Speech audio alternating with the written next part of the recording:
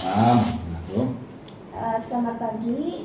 Sebelumnya terima kasih atas waktu yang diberikan untuk Pak Doni untuk dapat bertemu dengan Bapak di sela-sela kesibukan Bapak. Sebelumnya perkenalkan, nama saya Salma Nabila Azhara, mahasiswi jurusan Informatika Universitas Amikom Yogyakarta. Pada hari ini maksud dan tujuan saya untuk menemui Bapak Doni dalam rangka menggali informasi terkait para pengusaha muda yang ada di wilayah Kabupaten Purbalingga. Menurut informasi baik oleh masyarakat maupun berita media, Bapak termasuk salah satu tokoh pengusaha muda yang sukses di Kabupaten Purbalingga. Oleh karena itu, pada kesempatan ini saya mohon untuk dapat menggali atau mendapatkan informasi terkait usaha dari Bapak Doni. Untuk itu mohon maaf, nanti ada beberapa pertanyaan yang saya tanyakan kepada Bapak. Apakah kiranya Bapak berkenan untuk memberikan jawaban? Ya, tentu berkenan ya Sarah ya. Oke, mungkin bisa langsung aja ya. Oke. Untuk pertanyaan pertama, apa jenis usaha yang Bapak jalankan dan berapa lama usaha tersebut sudah berdiri? Saya saat ini menjalankan usaha properti ya. Usaha properti itu meliputi membangun perumahan, juga membangun properti-properti yang komersial. Dan kita usaha sudah mulai merintis dari tahun 2009. Dari mulai ikut orang, mulai ikut satu perusahaan, sampai di tahun 2013 kita mandiri dan konsisten. Jadi bisnis itu harus konsisten. Saya tetap menekuni bidang properti dari dulu sampai hari ini. Oke, untuk itu bagaimana cara Bapak menerapkan prinsip etika kepemimpinan dalam memimpin bisnis Bapak sendiri? Oke, jadi bisnis itu kepemimpinan dari ownernya atau pemimpin usahanya itu sangat mempengaruhi bagus tidaknya bisnis tersebut. Jadi bisnis yang mau sukses tentu harus punya prinsip-prinsip dan nilai-nilai yang positif. Contohnya adalah kita harus menjaga kualitas dari produk kita dan kita harus memiliki satu kejujuran. Ya. Jadi attitude dari pemimpin sangat penting karena kalau kita pemimpinnya sudah nggak jujur, kita nanti akan membawa dampak kepada orang yang kita pimpin. Jadi nanti pimpinannya saja tidak jujur, mereka akan tidak jujur juga. Keduanya, ketika kita membuat satu produk, tentu saja produk itu bermacam-macam ya, sesuai dengan kelas dari produk yang kita buat. Tentu saja kita jujur juga pada konsumen. Kalau produknya A, kita bilang A, kalau B, kita bilang B, sehingga nanti orang akan trust atau percaya. Ketika kita sudah percaya, produk kita dipercaya orang, insya Allah bisnis kita akan lancar dan berkah, karena orang akan terus membeli produk kita.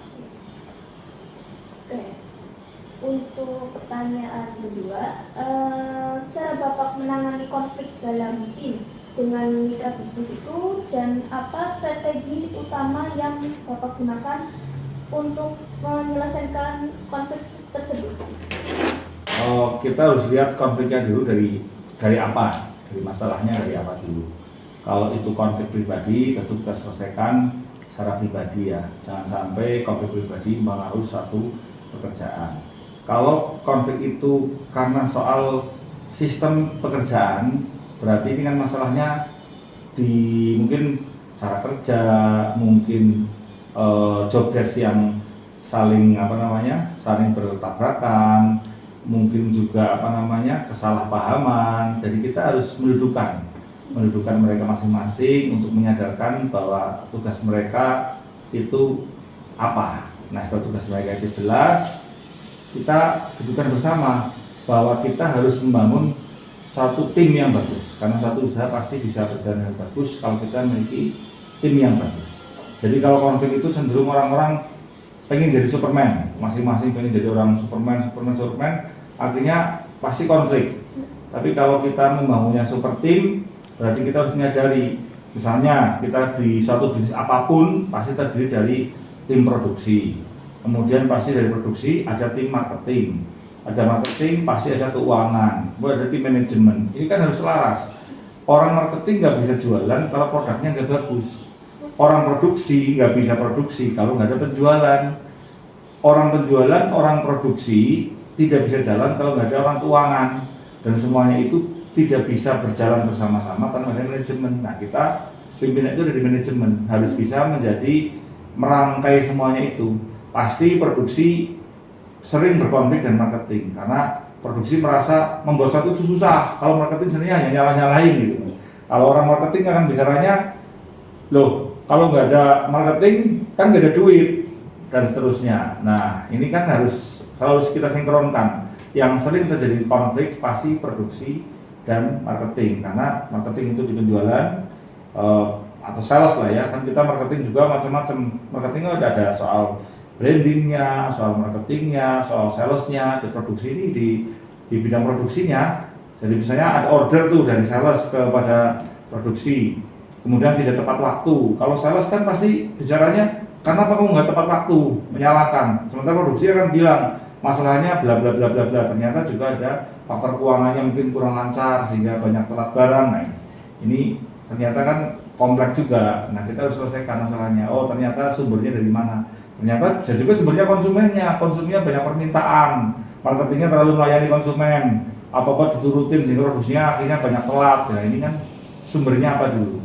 Nah, ketika ini kita di manajemen harus menjadi yang mengatur semuanya, karena antara semua bidang itu harus sinergi.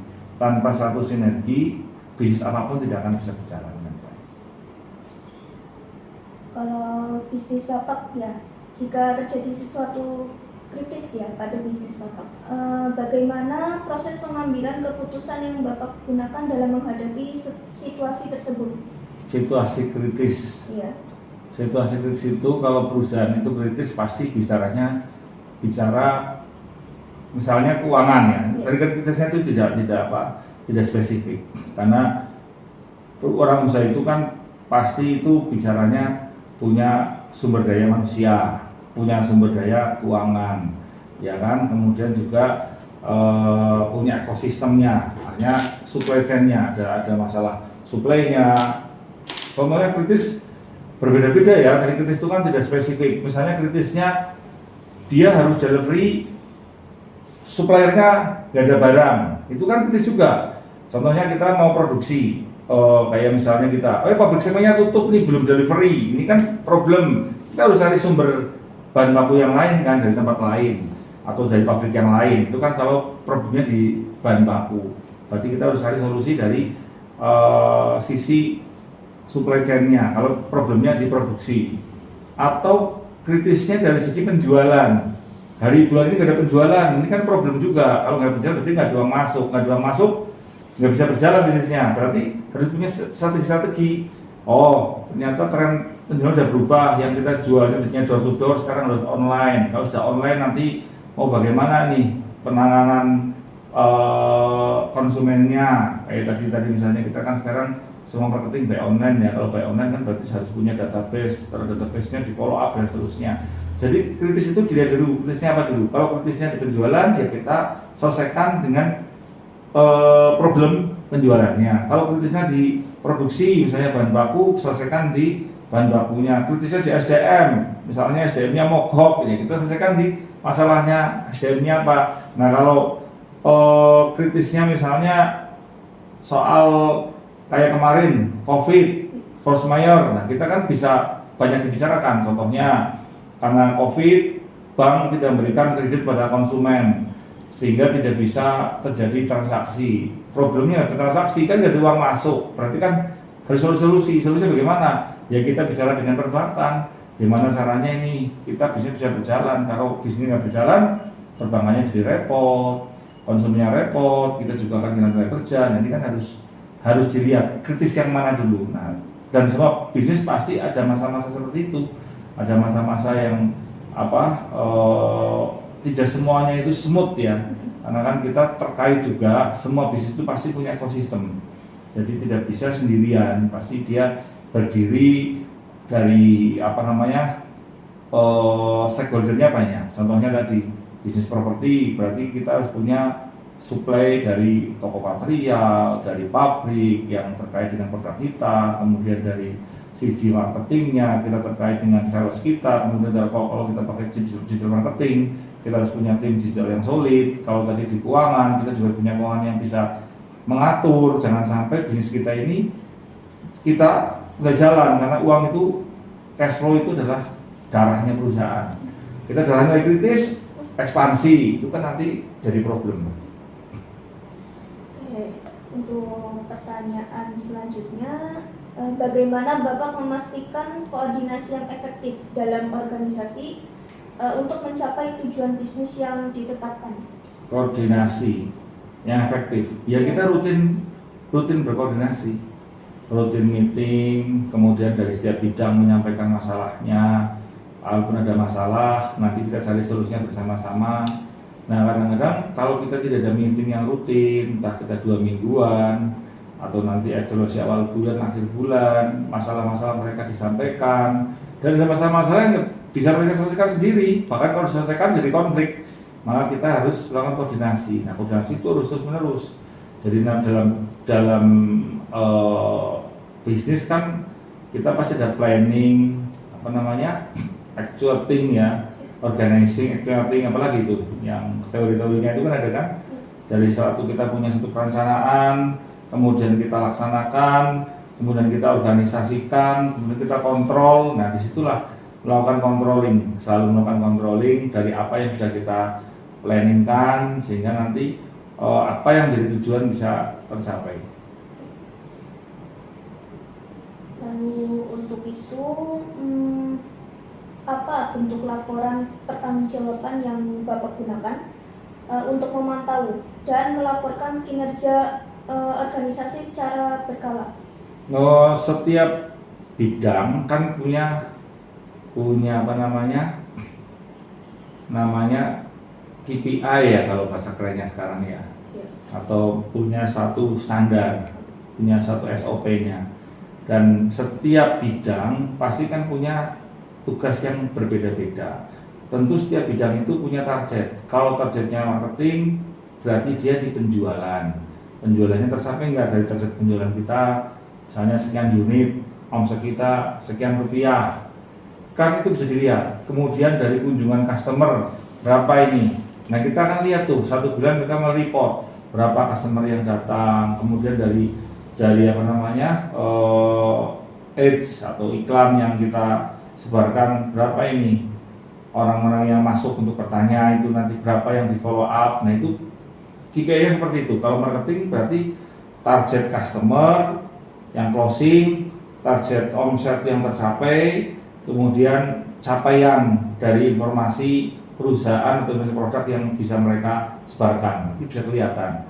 Kalau di produksi, berarti kan kalau produksi itu dari delivery-nya, kualitas produknya, kemudian waktu pekerjaannya, kemudian delivery-nya customer, banyak komplain apa tidak. Nah, itu kan kita akan bisa evaluasi. Kalau produksi kerja nggak baik, berarti nanti banyak komplain, nggak sesuai dengan tingkat kerapian pekerjaannya, nggak sesuai dan seterusnya. Ini kan di bidang produksi.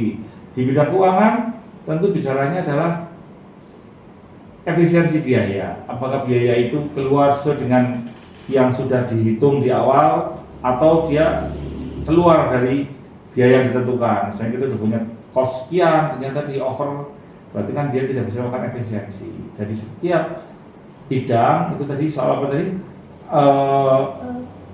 Laporannya berbeda-beda karena setiap bidang itu punya tugas masing-masing. Kalau laporan keuangan berarti kan dia bicaranya neraca, laba, kemudian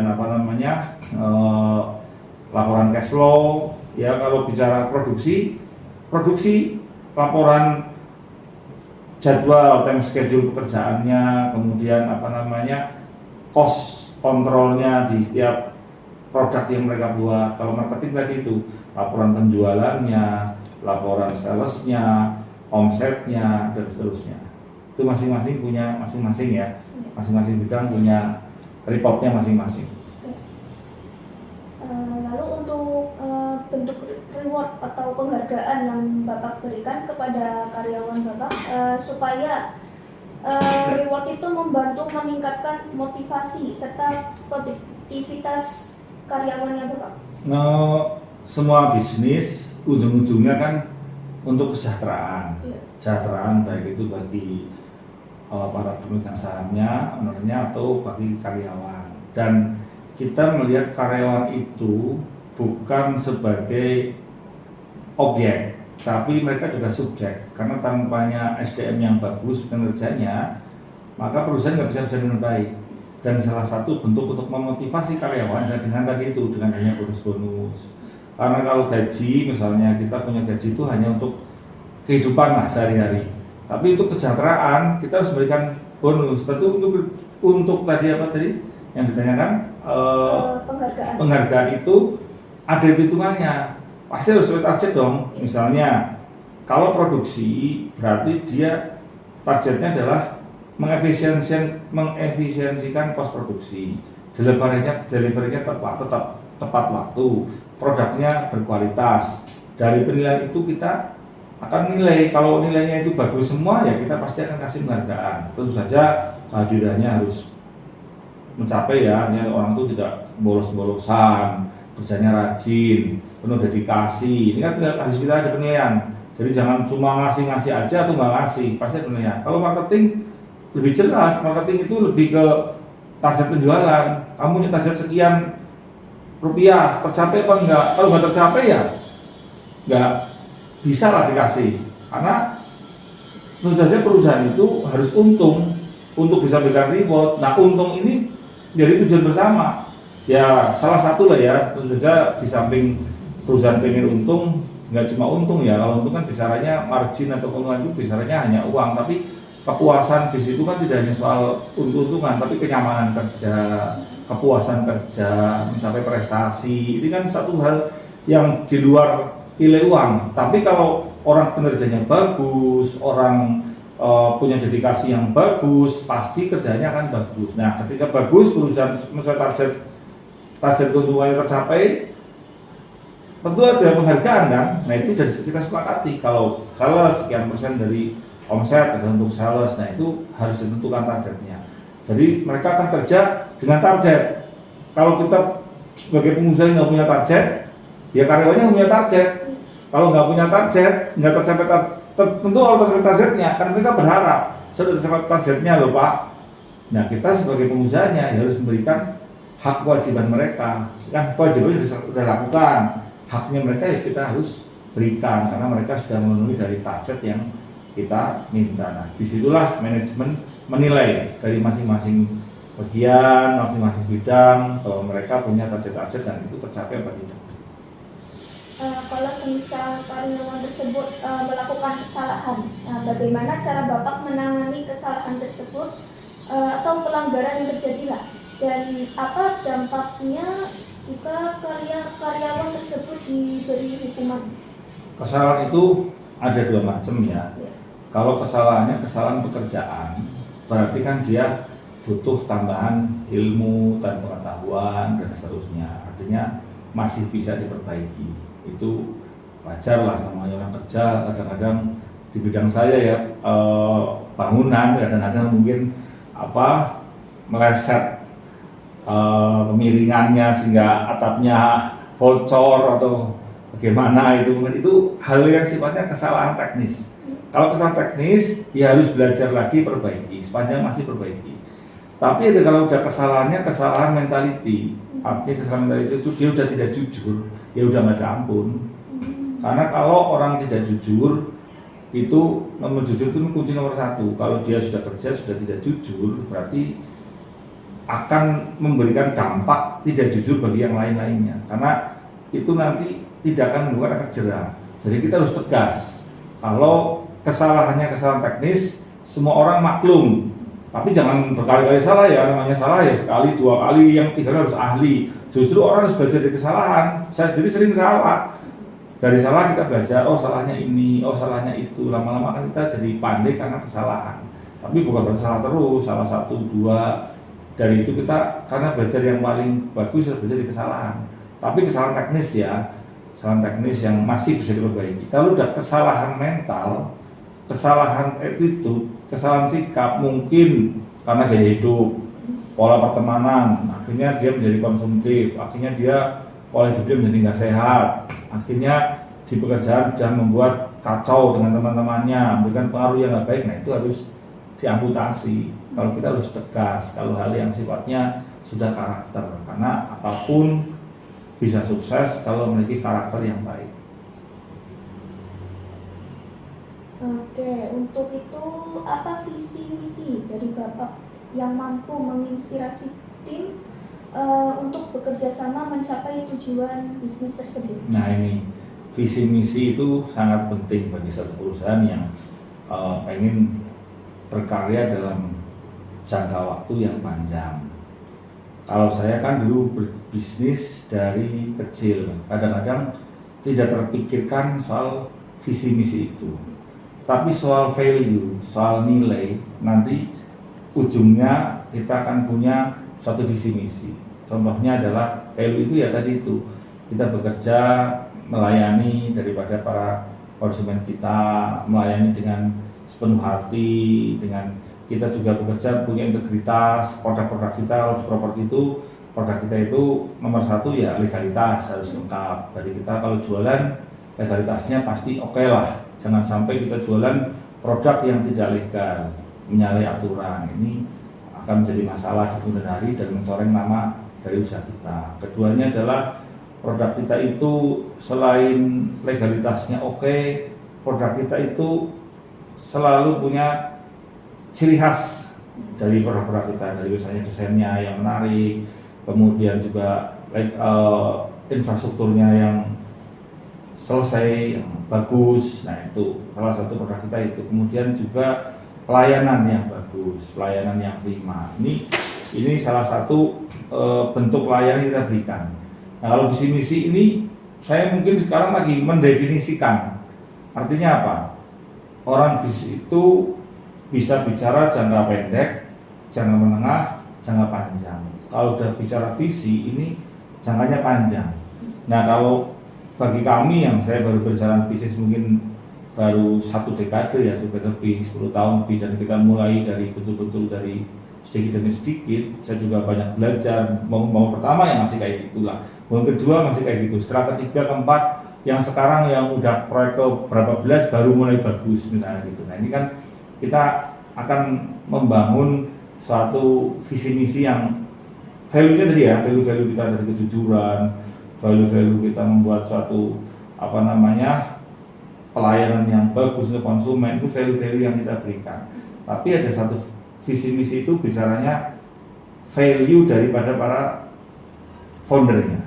Jadi ini mungkin saya tidak bisa ngomong secara detail karena memang kita lagi rumuskan, karena visi ini panjang ya, visi ini panjang. Sementara produk kita di properti itu life cycle-nya memang panjang ya, artinya dalam artian 2 tahun, 3 tahun, mungkin 5 tahun.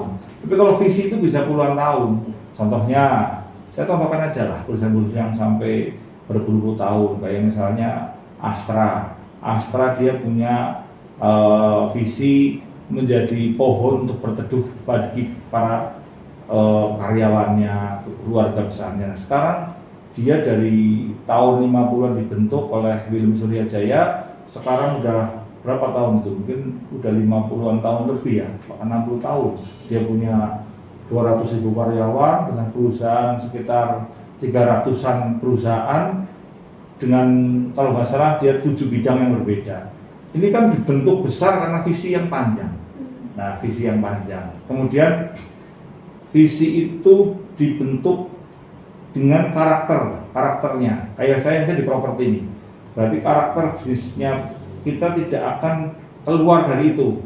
Misalnya orang, saya bicara bukan diri saya, mungkin cerita orang-orang yang pernah saya tahu, orang kita ceritakan. Contohnya kita lihat yang saya pakai sehari-hari untuk produk kita, cat Avian, Avitech itu.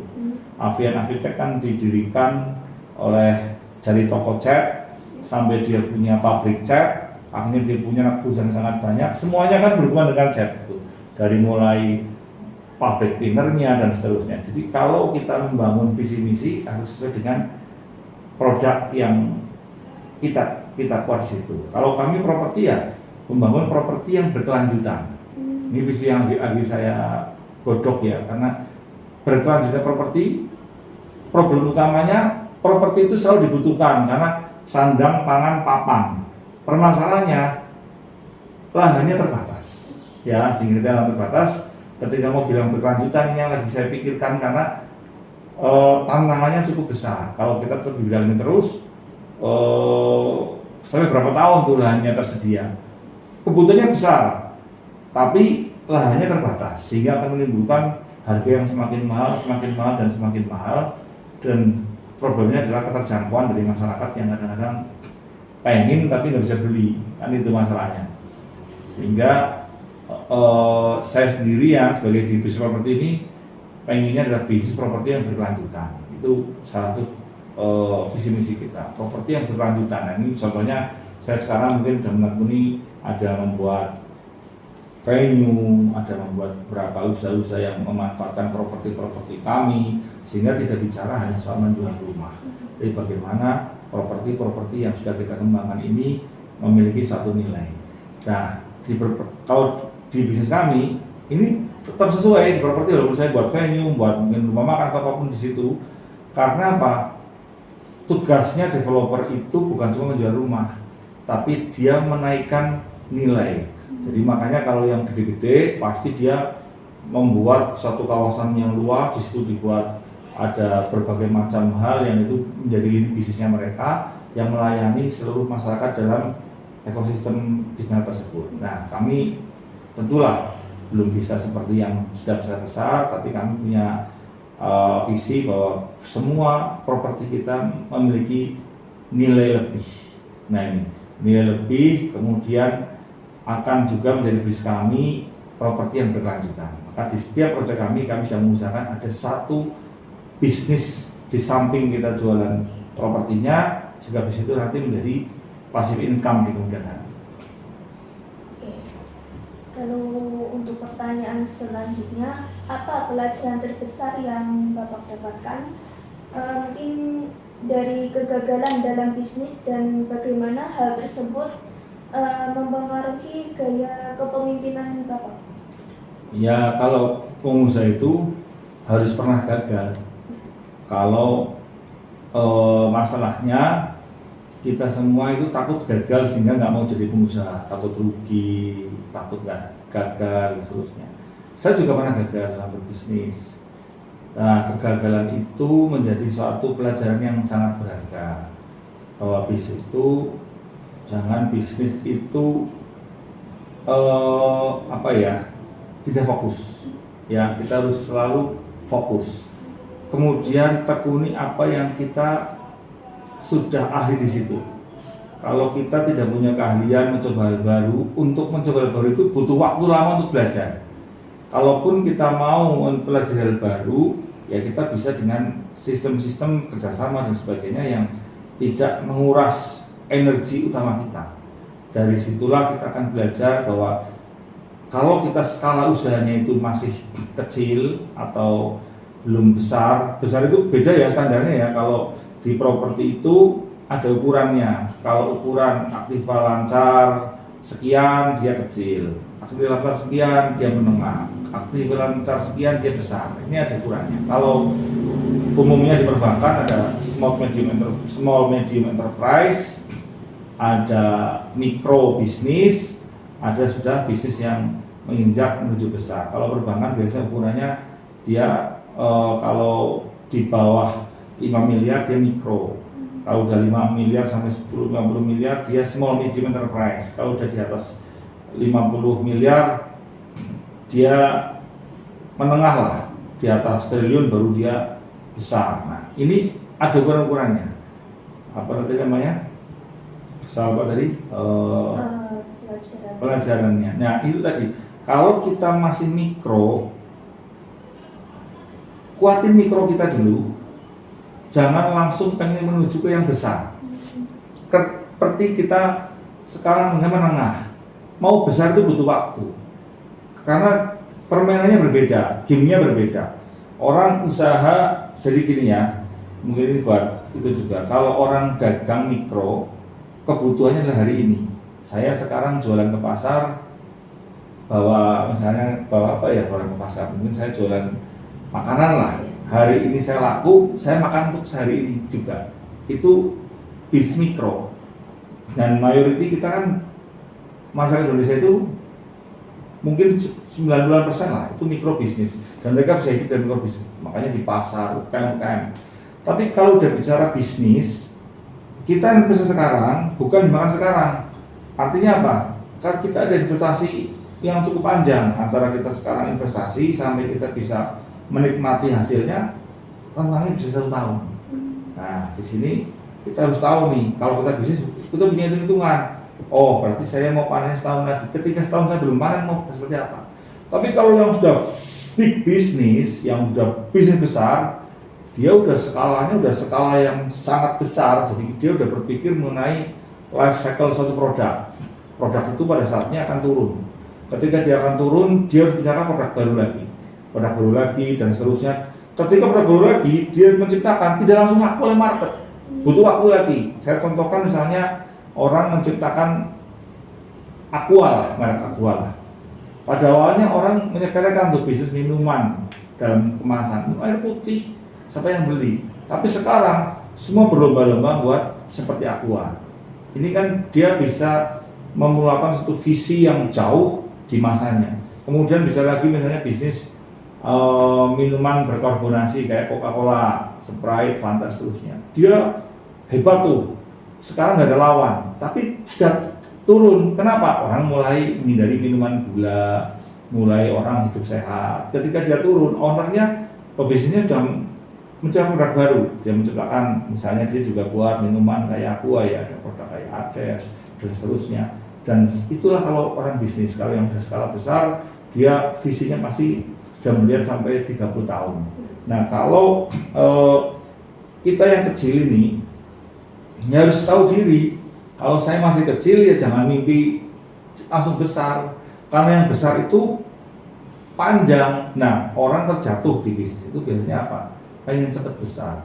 Kalau orang proyek mampunya 1 miliar, lelang 10 miliar lah kalau mungkin yang kontraktor misalnya, ya pasti rugi lah, ilmunya nggak sampai. Karena semakin besar ilmunya semakin banyak, modalnya semakin besar, gamenya berbeda, SDM-nya berbeda, dan kita harus tahu step-step itu. Saya dulu gagal ya karena pengen cepat besar di satu bisnis dan bukan bidangnya, pasti gagal. Nah, kita akan belajar, fokus aja.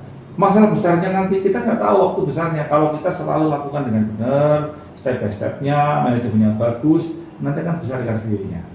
Itu mungkin seperti itu ya. Jadi dari kegagalan harus belajar, dan mostly kegagalan kalau pengusaha yang baru, pengusaha apa ya karena itu. Tapi jangan sampai gagal terus malas berusaha lagi, karena bagian dari kesuksesan orang bisnis pasti dari banyaknya kegagalan. Dan yakin tidak ada seorang yang sudah jadi konglomerat dunia itu nggak pernah gagal, pasti dia sering gagal juga ya.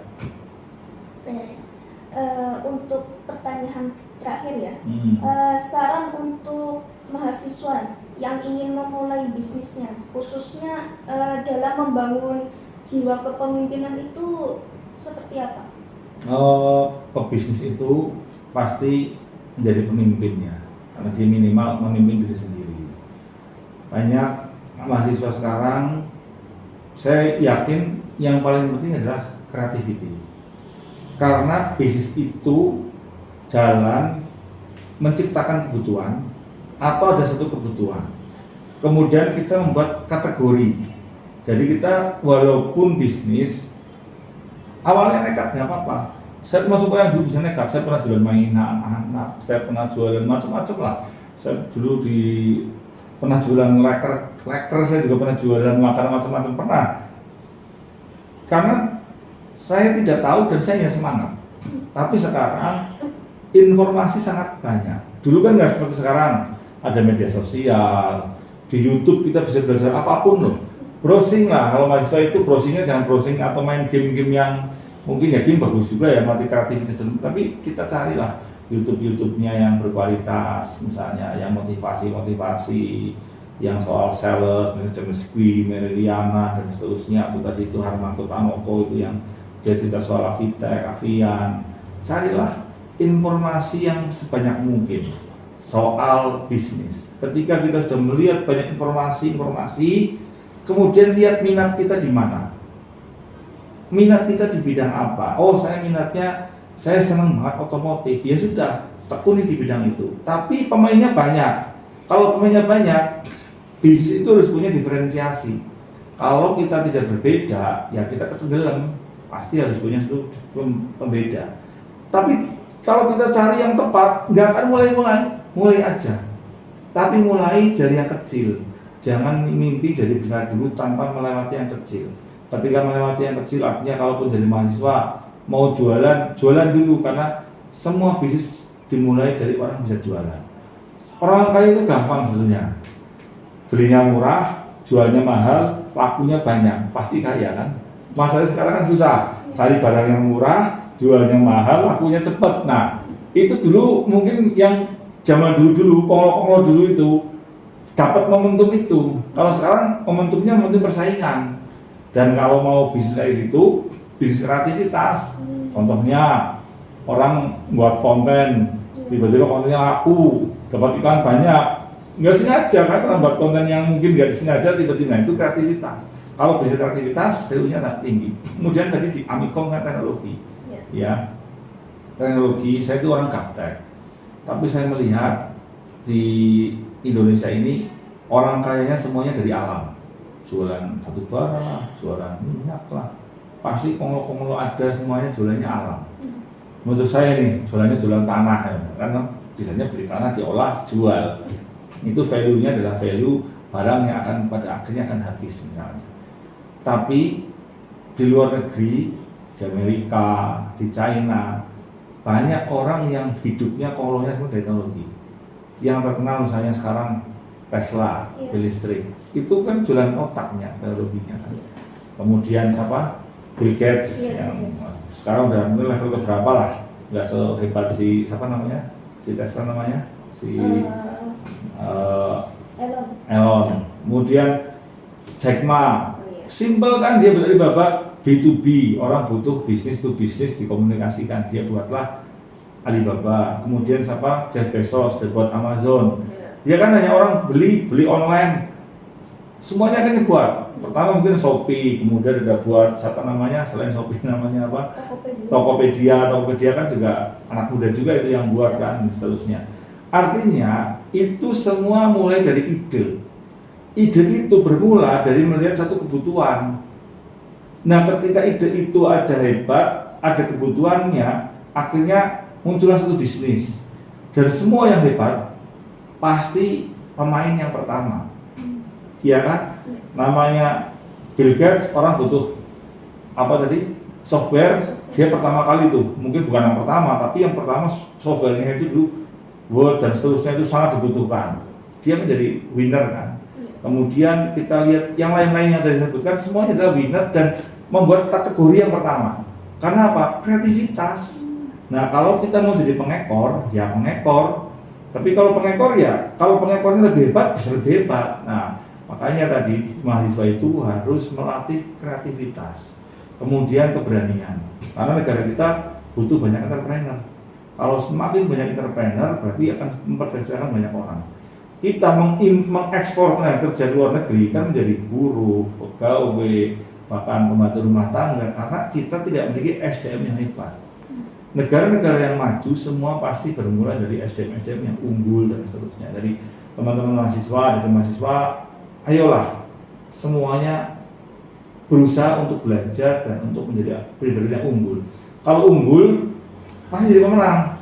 Karena hidup ini sekarang ada pernah ada yang kalah, dan kita sudah senang menjadi nerimo atau jadi yang kalah.